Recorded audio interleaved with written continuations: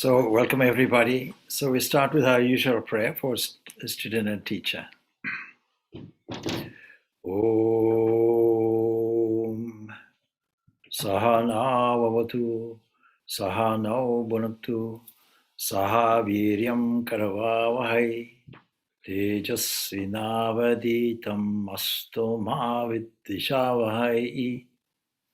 Om Shanti Shanti Shanti. May that one protect us both. May that one nourish us both. May we work together with great vigor and energy. May our study be illumined. May we not unnecessarily cavil with each other. Peace, peace, peace be unto all. So this is Vedanta Series question and answer. If you have no questions, you have no answers. So as usual, I will pause. I will mute my microphone so that you can formulate some questions.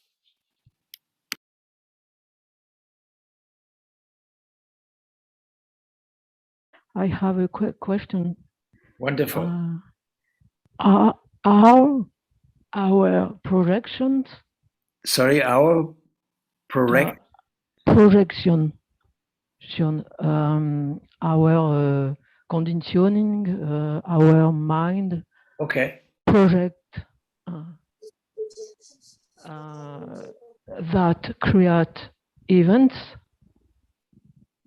or we who project our conditioning onto the events? Okay, thank you. It's a good question. So I'll just rephrase that so we can all understand. So is it our own mind that creates events? Do we have a creative mind that is responsible for all the scenarios around us? Or what's the alternative? I forgot what's the alternative. Or are these just events that are happening? Is that your question? Yes, it is. Okay. Thank you. Yes, okay, all right. Yes and no. You see, there's no simple answer to any question. So let us start from how we understand what the universe is like. Many times I've told you that we really only have one mind. The modern way of describing this is called panpsychism. And also some people take it to an extreme and call it solipsism. One mind, and nobody understands that. Why? Because everybody thinks they're an individual.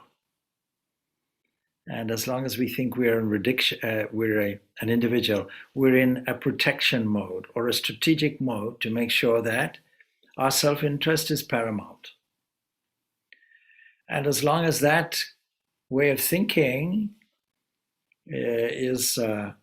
rules our minds, then we will always invite problems and difficulties on ourselves. So you can see that the way we think has an effect on our environment.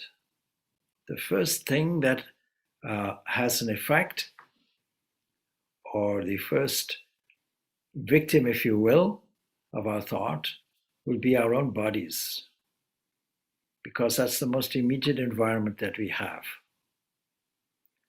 We can easily understand this and prove this. Now, where I am in about 1 hour's time, it will be lunchtime. Supposing we now construct our imagination a beautiful scene of something very tasty that gets presented on a table, one of our favorite foods, favorite meal. We look at it nicely and we can feel the sensation of the smell, the odor of the food. It won't be long before we start salivating. Saliva starts being produced by the salivary glands in the mouth, and gastric juice starts activating in the stomach. Some people call this mind over matter. Some people interpret that as, I don't mind and you don't matter, but that's not really what it is. So thought is a very powerful thing. Swami Vivekananda in his Raja Yoga describes it as psychic prana. That means thought is an energy. And if we don't consider it as an energy, we'll dismiss it as a nothing, as just a subjective qualia, as it's called. So we have to revisit the whole structure of the mind, of the universe, of where we sit in it. Firstly, we have to go back to some fundamental cosmology of unity. Everything has a unity of existence. Energy can be brought back to one existence. Matter can be brought back to one existence. The yogis had words for this. Matter they called akasha, and energy they call this prana. And when prana acts on akasha, we get a world. We get an agitation of what is normally quiescent, something that is in vibration but potentially vibrating, not vibrating very much. And depending on the amount of force that you put into it, you get a result. We can use an analogy for it. Let's take a calm, placid body of water, such as a lake, not moving. There are no waves in it. As soon as a small amount of wind comes, we find some small, subtle ripples. But if a vast hurricane comes, it gets whipped up into huge waves and becomes a disaster. It destroys things all around. So this is the same thing. We can start off, never mind about Big Bang and all that, we can start off with a unified, generalized thing that we call potential matter. In fact, it's called avyakta, something that is unmanifest. And then prana is a force that moves, that works on it. Now, how do you take it out of the material and make it sacred? You can use different words. In the Jewish tradition, you can call this ruach, the breath of life. Prana, the breath of life. Life being there, just potentially, and the Creator breathes something into it and everything gets activated. And just as ripples on a body of water have different amplitudes and frequencies, different rates of vibration, so too this whole universe is a variety of waves with different frequencies, different amplitudes, and different wavelengths. Wavelength means you measure between a peak of a wave and another peak. The distance in between is a wavelength. If it wasn't for all these subtle variations, we wouldn't have a very interesting world.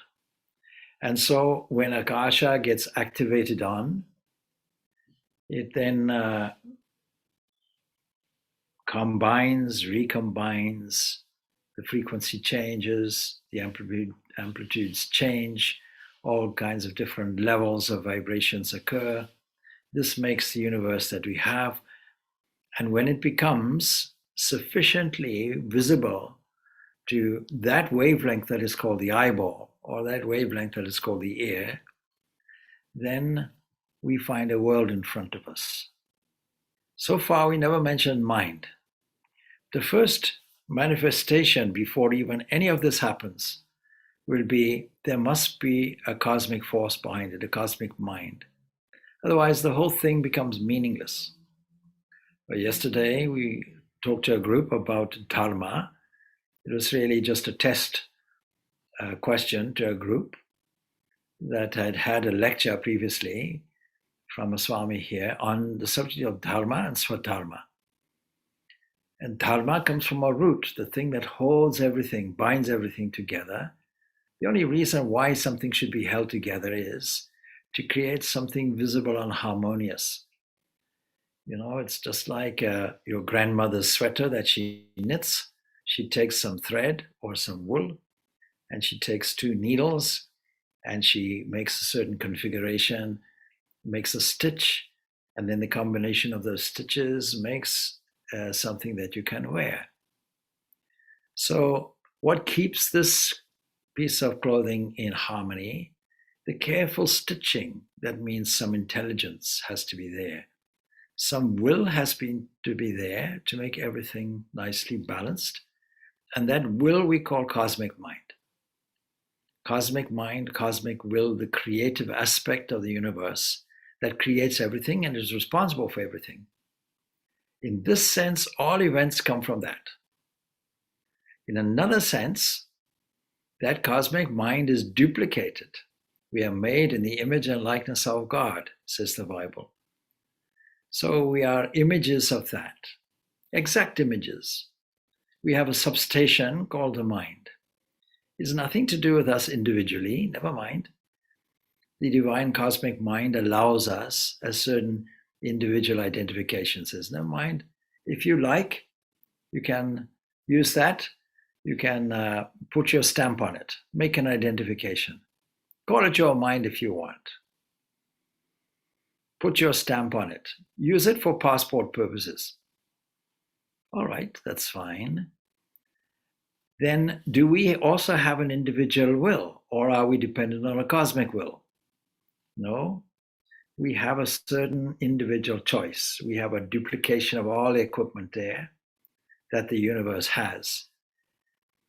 And just as the universe has an intellect, the Sankhya's call this Mahat, we can call it cosmic mind, we can call it God the Creator, we can call it God the Father, if you will.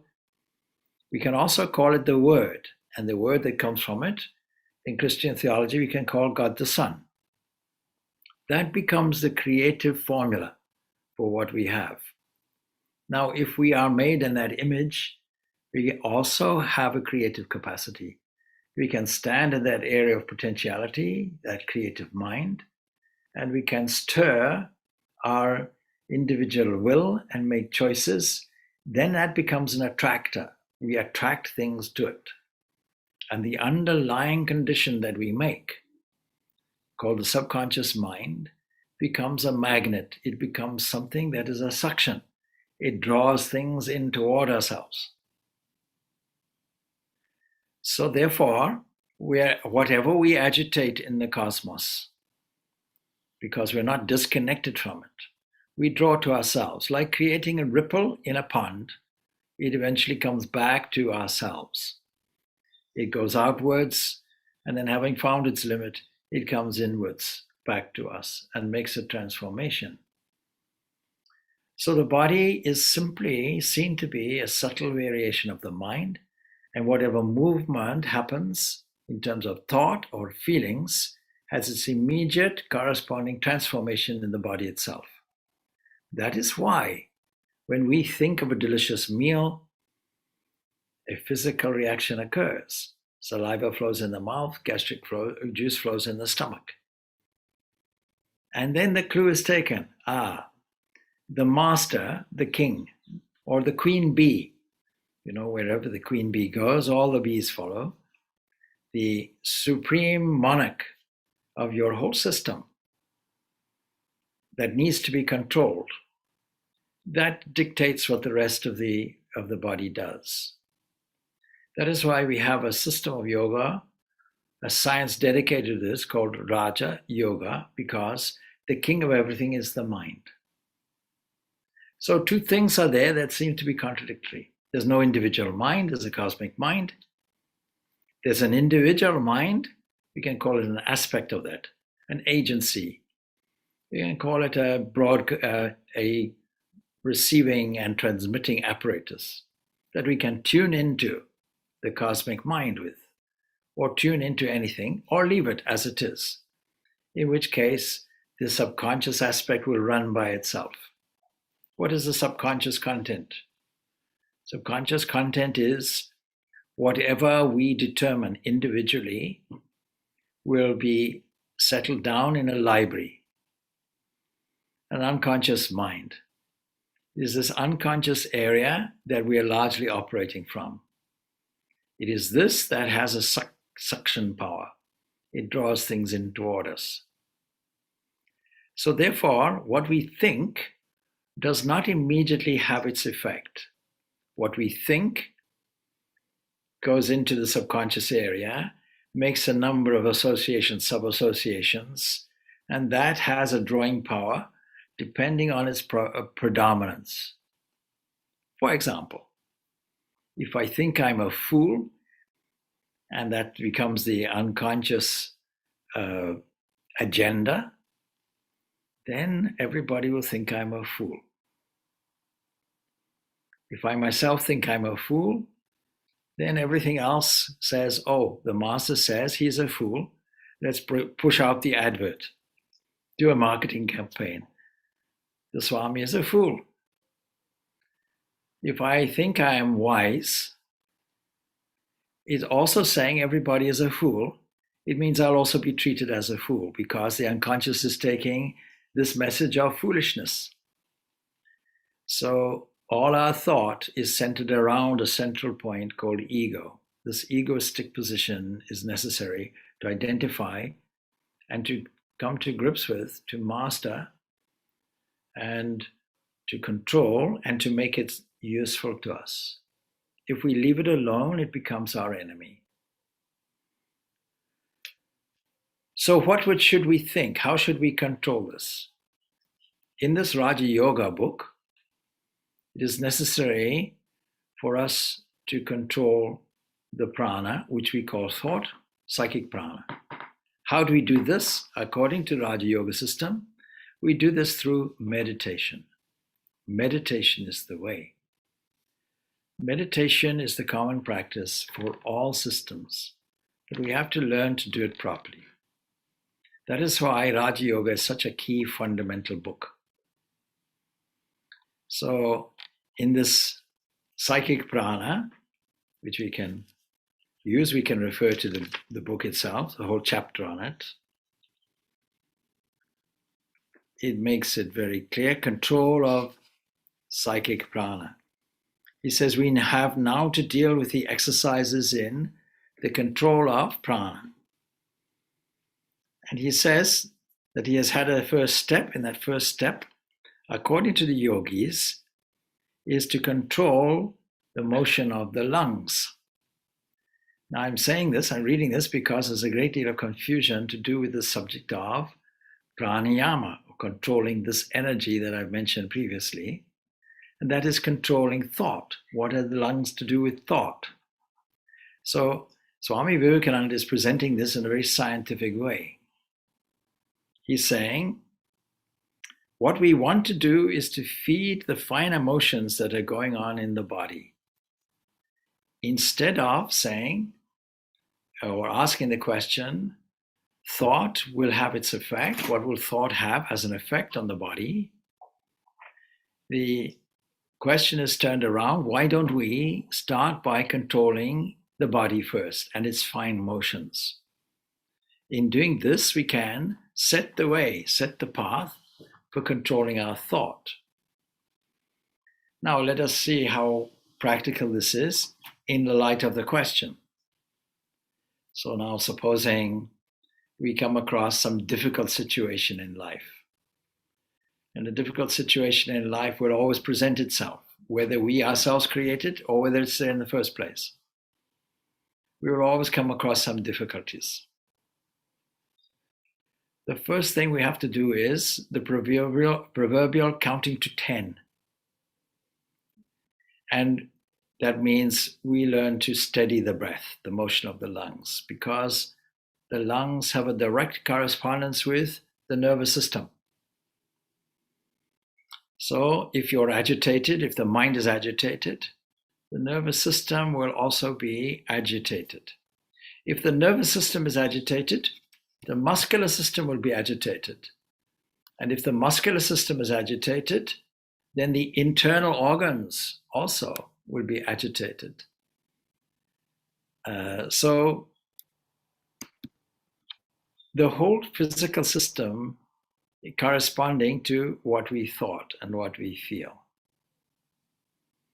So in Raja Yoga, this meditation, given that other steps have been in place, we learn to control the motion of the lungs, and faced with a difficulty, we then slow the breathing down, we learn to breathe rhythmically. Once we do that, the nerves are steady, and once they're steady, we're now able to cope with whatever situation is there. It becomes a kind of equilibrium position that we use. To clear up any confusion, only 3 exercises are given. One is what I've mentioned, just steadily breathing. Another one is this alternate breathing that many people use, many yoga practitioners use, holding the breath, called kumbhaka, in a certain kind of ratio. And then the third position is breathing regularly, but emphasizing the out-breath. And he says, these three things, only two of them I recommend as safe, the first one and the last one. This is why this Raja Yoga subject has to be studied very, very carefully. After every prayer, you'll notice we say Shanti 3 times. Peace, peace, peace be on the all. 3 times we said. First time is because any disturbance in our life will be due to ourselves, our wrong thinking. If you ask the Sankhya's, do you believe that it is a malicious God that is upsetting the world?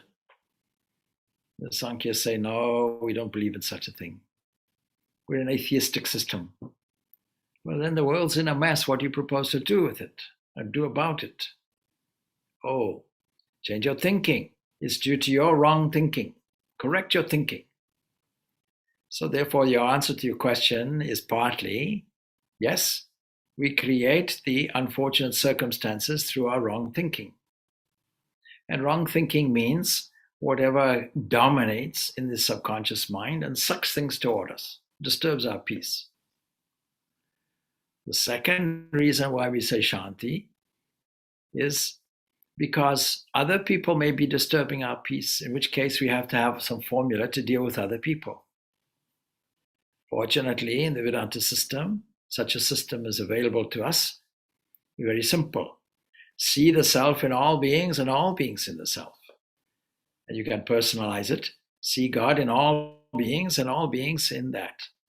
See yourself within that. And see that within everything else also. That deals with the second one.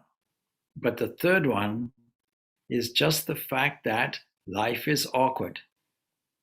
We can call it in insurance terms, act of God. Something happens because nature is not supposed to be smooth. Otherwise, there'd be no need for a principle such as Dharma, the thing that holds everything together. Because why should you want such a thing if things are already held together? No, there's always a disturbance of it. Without that, nothing changes. Everything has to have space and time. Everything has to have form and name, but everything has to have kriya, function also. Why does your grandmother knit a jersey, very nicely interwoven? And we can say space-time is something like that, an interwoven principle, a fabric, is how it's described, of space and time, is because it has a purpose, it has a function. And anything that is made from parts has a function for some other entity, somebody else. It's not for those parts to get up and have a party. So some function has to be there. Now, what we call Swadharma, individual Dharma, is, your individual function or purpose, your individual role in life that only you can do and only you can succeed at, because every stitch in your grandmother's jersey is separate and different. But the whole thing works together. With every stitch behaves itself, then the whole thing can be worn and works in harmony. So these lessons are there to deal with, firstly, don't disturb yourself. Don't create a difficult situation for yourself in the universe. That's the first principle. Correct your thinking. How do we correct our thinking? It doesn't start with meditation. It starts with your normal waking life. As you get up in the morning, as you go to work, as you perform your functions, as you deal with people, as you deal with situations and events, whatever happens there, you have a responsibility, you have a skill to make sure that you don't disturb yourself. And so that skill is employed by evaluating situations from a commanding position and deciding what is the best thing to do, what is the best thought to bring out, what is the best set of behaviors to adopt. All based on scriptural recommendations, scripture acting as a kind of handbook. That's firstly acting on your own sense of discernment, your own integrity, and also from a non-egoistic position, principally from a non-egoistic position.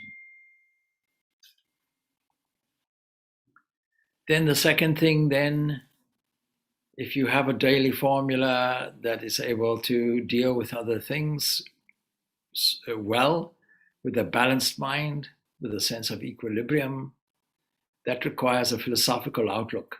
It requires the capacity to revalue everything, not as a threat to you, not as a thing that you have to engage in with a sense of combat or a sense of defense, but something that is precious and sacred in front of you. Don't ask for a vision of God. Where is God? Wherever you look is God. Did you notice it? If you never noticed it, all your spiritual effort is worthless. If you never noticed that a tree is the embodiment of the divine Lord, that the sky is his skin, you can use poetic language, use your full imagination. And that also is not an intellectual exercise, it is an emotional exercise. Because if you can't feel the reality of it, it's not a reality. And then in terms of dealing with unexpected situations, please understand that what we call nature is called prakriti. Prakriti means something that is rough and unrefined. Sanskriti is something that is refined and perfect. Prakriti is supposed to be rough. And I'll use the example I always use, forgive the repetition. And it's not my example, it comes from Stephen Hawking, the late Stephen Hawking, the physicist. He imagines, we have a Cambridge hall, dining hall, which is a blank, that has beautiful wooden flooring in it. You take steel ball bearings and fill the hall with them, they being spheres. The next question is, if it is full and packed, what movement will you expect? I'll answer for you. Answer is no movement whatsoever. There's no room for movement. You have to take away a few until things shuffle around. Now, our way of explaining that is not in terms of ball bearings, but in terms of three principles, three active evolutionary forces. And these work when they're in harmony, nothing happens. When everything is in equilibrium, nothing is moving. This is called laya, that is potentiality, potential nature. When all of nature, all the configurations, vibrations, and so on go back into a state of equilibrium, nothing is happening. You can't notice anything. Something has to be ruffled for you to notice it. When something moves, that first movement, it comes out as a cosmic mind. And it is this cosmic mind that is the central broadcasting station for all the transistors that you call my mind. They're just an individual thing that catches a universal wavelengths. We worship that because it's a creator. We worship that because it is intelligent. It's not subject to illusion or delusion, not subject to ignorance. Itself is omnipresent, omnipotent, omniscient. To all intents and purposes, it is a personal God, and it rules all the variations, the dream world that we call the universe. That condenses ultimately as a waking state. Its causal state is called prakriti. Its evolution is also called prakriti because it's not separate from it. But when we look at its variations, we can see 24 cosmic principles. How tuned are we to this cosmic mind? When we think, this is the phrase we use, I think. No, I agitated the cosmic mind. And the cosmic mind delivered what I ordered. the central storehouse that I ordered it from is cosmic mind. I ordered something on the web from on the World Wide Web existence. I ordered it from cosmic mind. Cosmic mind sent its angels, delivered it to my door. I can't say, I'm sorry, I don't want it. No, but you ordered it. Whether you want it or not now, please take it. You don't know you ordered it. That's the problem. There's no registration that you ordered. You think that you're an independent entity, thinking individually with a sense of freedom. No doubt you have a free choice about things. But then, thereafter, you leave it. And when you leave it, you forget this is what you ordered. So we have no business to complain at the end of the day. Whatever you ordered comes to you, is delivered at your door, and that becomes your world. To that extent, we create our own world. It becomes a kind of order system and delivery system from the cosmic storehouse that we call cosmic mind. But in addition to that, the world is designed to be rough. That is why we require the third principle of peace to deal with all of those things, to deal with the unexpected. But the unexpected makes life interesting. Don't take it as something personally against you. Don't take it as a trial. Don't take it as something negative. It is there so that we can discover our own self. We welcome it. Without these difficulties, then we cannot learn anything. Without, you see, when you go to school, it's because you don't know necessarily directly what you're going to learn. You'll only know once you're learning it. So if we know everything, what's the point? So this idea of function is very important. So this Prakriti, this nature constructed of Nama, Rupa, Kriya. Name, form, and function. Name is a concept, a subtle portion, a subtle vibration. Rupa is the form of it, the form that we see. Supposing I see an elephant, and next time you say, did you see that elephant? Then I think of an elephant, a picture of an elephant comes into my mind. It's not that I squeezed an elephant into my brain or into my head. There's no room for it. So that subtle portion is there with me. And when I agitate this universe, that's what comes to me. So the yogis have three expressions for this. Mahakasha is how they define this world of objects, of sensations, the world that delivers things tangible to the senses. Secondly, this Chitta Akasha, Chitta, mind stuff, the world of the mind, the world of the Nama, the subtle, the name. Mahakasha is the world of the form, the Rupa. Chittakasha is the world of the name, the subtle world. And then Chidakasha, that is different. Chidakasha is now the subtle things, unseen, undiscovered, the levels in the yogic language within the Sushumna. As the Sushumna opens, in other words, as your potential unfolds in a new direction, that reveals every layer and level of the mind. That becomes a revealing thing. The space, as it were, the subtle space, called superconsciousness in other places. This is called Chidakasha. Now everything will have its effect. If you move within the world of Mahakasha only, then you'll have pain and suffering because it's limited. You'll be in a defensive position all the time. You'll be in a egoistically self-preservation mode continuously. And if you deal with things from the Chidakasha, then you can determine what the Mahakasha will be like. But if you deal things from the Chidakasha, then you have a commanding position on all of this, not only the subtle areas of reality, but also the mind itself and also the gross manifestations of it. How do you get to that position? You find a formula for dealing with the Mahakasha first.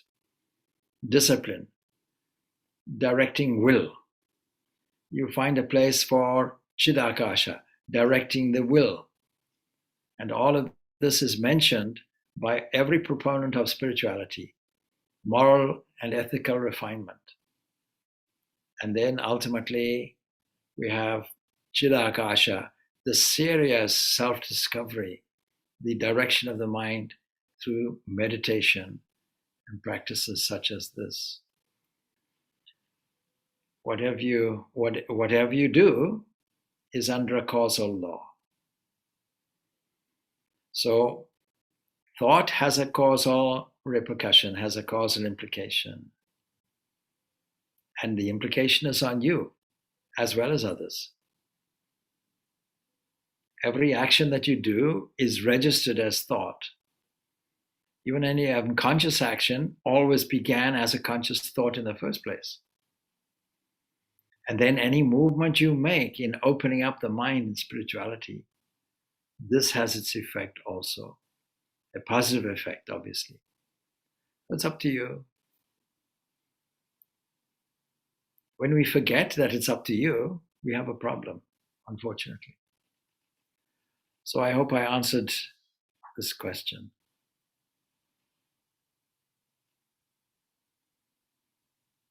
If not, too bad. No, if not, well, you can ask some subsidiary clarifying questions, I suppose. Yeah.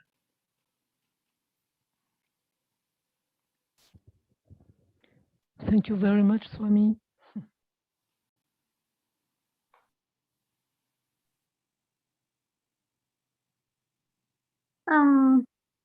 Yeah, I have a question. What is the role of mind in hallucination? Like, what's the role of mind in hallucination? The role of mind has nothing to do with hallucination. The role of brain has it. There are two hemispheres of the brain. And hallucination will be a defect of the physical brain. Okay. It's not true, strictly speaking, to say the mind has nothing to do with it. Obviously it has, because we can correct the physical brain through better thinking, no doubt. And one symptom of schizophrenia will be hallucination. And what it means is that the left brain is in command, and it's not a good commander. The right brain should be in command. This is from research work, particularly from a doctor called Ian McGilchrist. And so what he is really, really discovering more and more, the two hemispheres of the brain are not equal. And it is the right side of the brain that really is more capable of being in control. So what does that mean? It means that we have to cultivate more positive, pleasant imaginations rather than achievement-orientated stress.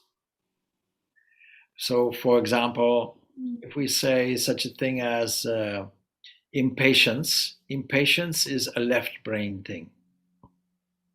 Patience is a right brain thing. Structures and data collection that we use so much in the modern world, this is all a left brain thing, and we have allowed the left brain to dominate, unfortunately. So we have to learn to cultivate the right brain, the right hemisphere much more. We do this by recalling pleasant scenes more and more. And this is a technique we have to use in meditation. Meditation is looking into our internal memory, selecting a highly elevating, joyful scene, devoid of stress. and cultivating that more and more. Imagine now what happens. The whole organic body, including the brain, becomes delighted with it. And the opposite will be stress. In religion, but there's a lot of stress. Lord save me is a stress-orientated statement. It means that you're in distress. Lord, give me moksha is a stressful statement because it's emphasizing I don't have moksha. So any of these goal-orientated modes of thinking will be left brain orientated and stressful and create an emphasis of that. The left brain should not be in command. It is not capable of doing it. It's not a good leader. The right brain is a much better leader. These are the discoveries from Dr. Ian McGilchrist, and he writes some comprehensive books on it, and it is all research-based.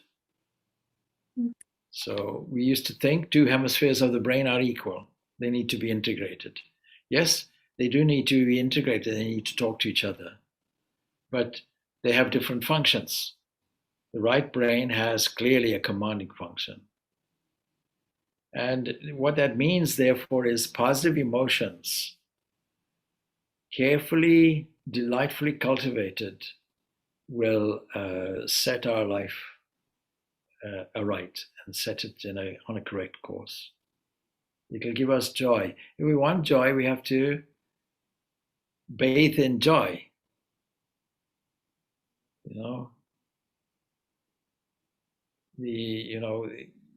The question always, when? Instead of enjoying what we have now. Past is something you can't deal with. It's gone, finished. There's no corrective action you can make, no regret for it, nothing. You draw the line there. But the future is not worth anticipating. In line with the question that was asked, future is what we make it. And we don't make it by putting our mind and anxiety in a future-oriented mode. We do it here and now. We put it right here, right now. Right here and right now is pure perfection, joy. There's nothing to gain. There's everything to appreciate, everything to love, everything to tune into, everything that is joyful, everything that is delightful, everything that is the highest is right here, right now. We don't have to look for it elsewhere. When we try to do that, the left brain comes in an anxious mode and becomes a very bad leader. But when we live in the present moment, the right brain says, what a delight. Instead of thinking, when will I smell? When will I appreciate the beautiful, beautiful odor of rose flowers? Well, go into the garden and smell. They're there. That's all. When will I see God? Well, you look inside you, there he is. And everywhere you look. Did you notice? If you didn't notice, it's because you're thinking, in the future I'll do it. In the future I'll get it. So we have to cultivate some useful qualities of patience, love, appreciation, joy in the present moment. Not trying to get something. We already have it. We just didn't notice it. Noticing it, that's spirituality, spiritual life. And by doing that, you'll cultivate the right hemisphere of the brain. In meditation, you bring out the storehouse from your infinite memory. You bring out all the beautiful scenes that you ever took. You know how to take a photograph. When you go on holiday, you blink like this. Now your photograph is gone. Fine. You don't have to click a camera. Now you have that memory there. And that becomes associated. Here's the wonderful thing. The unconscious mind creates its own album. So you have all these photographic albums that you can bring out. What a glory, what a glory, what a glory. If you commiserate, what a pity, what a pity, what a pity, that now starts damaging yourself, and every cell of the body will vibrate with it, including the organic cells of the brain. So we can correct it. Yeah. We can correct it by changing our thinking, not with any stressful agenda, not by saying, oh, I have to do it, I have to do it, I have to do it. That's agitation. That's making things worse. You relax. Relax, let go. Let God manage things. Nothing to do. As soon as we do that, we become an opening thing. And an opening thing becomes a clear, wonderful avenue for divine glory to spread everywhere. The beautiful glory is there. So that's what's necessary. Sometimes the most difficult thing to do, for many people in spiritual life is to let go. And letting go requires faith. Faith means I'm quite certain things are working out as they should work out. I'm quite certain that God's glory is flowing through me. I'm quite certain that when I sit down for meditation, I don't have to look for God's grace or pray for it. It's already flowing as thought, as a thought current, and the capacity to use it and direct it as I want.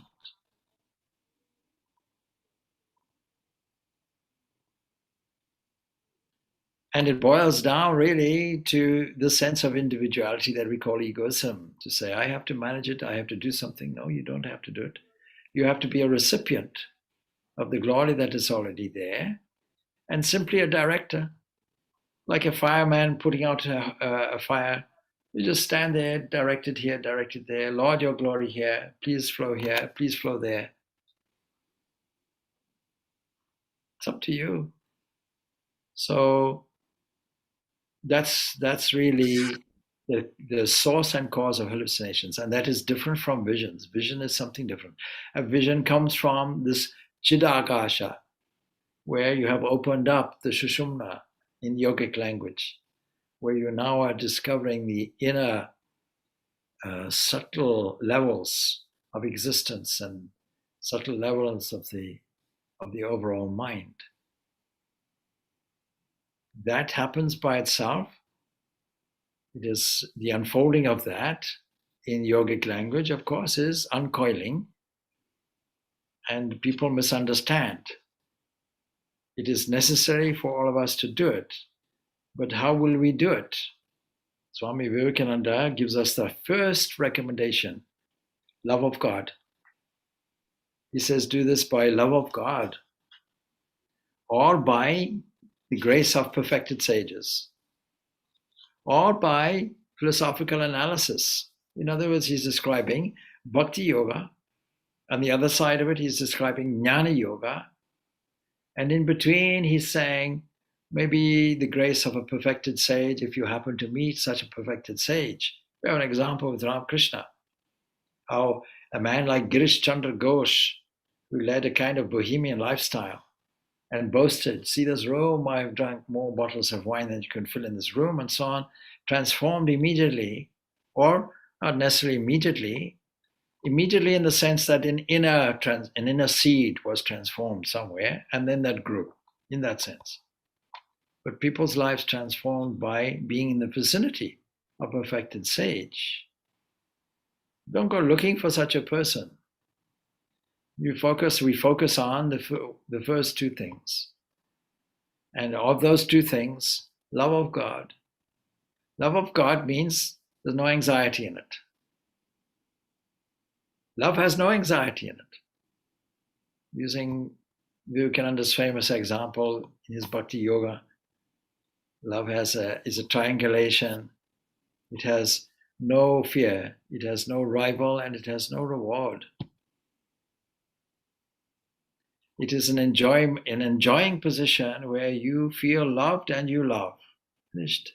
It's an inflow and outflow like this. Like a bee collecting honey from a flower and taking it back to the beehive. That process is there. So in the lotus of the heart, the Lord is waiting. Come on, collect my nectar, please. And instead of collecting the nectar, we only agitate and say, where is the nectar? Where is the nectar? When will you give me the nectar? Oh, here, my child, please drink.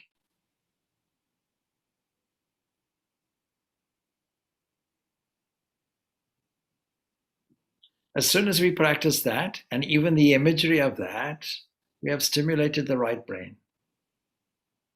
And in stimulating the right brain, hallucinations go away.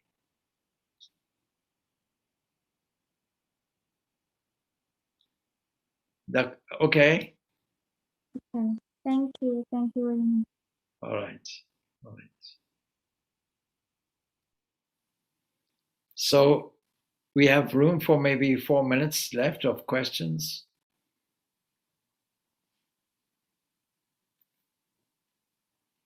You're satisfied, yes? Nothing to get, you see, it's already here.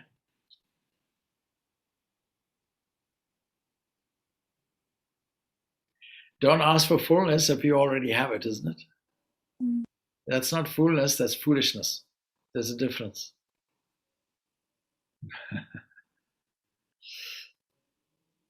Okay, okay. Yes? All right, good, good, good.